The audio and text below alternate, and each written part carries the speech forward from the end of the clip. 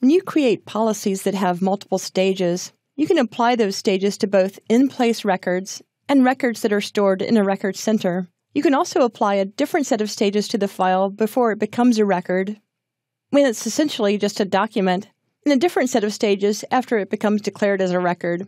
Let's take a look at the policy we already created for the license agreement's content type and look at its current 2 stages.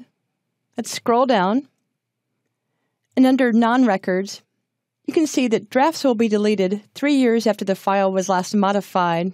The second stage is to declare the file as a record 5 years after it was created. This records declaration happens in place in whatever library the file is currently located. The file is not routed to a Record Center archive. You'll also notice there are 2 sections, one called Non-Records and the other called Records. By default, these are set to apply the same stages to the file regardless of whether it's a record or not. But I'll click on Define Different Retention Stages for Records. Then I'll add a new retention stage. Under Time Period, I'll change this to Declared Record and add 1 year.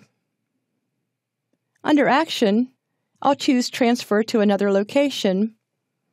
I'll click Move.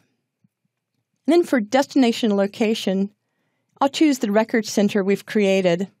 This option appears because we created a Send To connection for this record center, and then I'll click OK.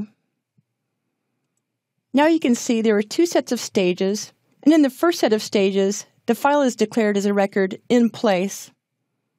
In the second stage, after the file becomes a record, 1 year later, it's sent to the Record Center archive.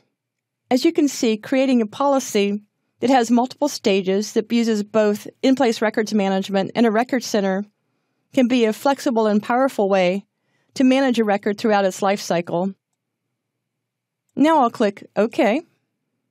And now we have our multi-stage policy that uses both and a record center.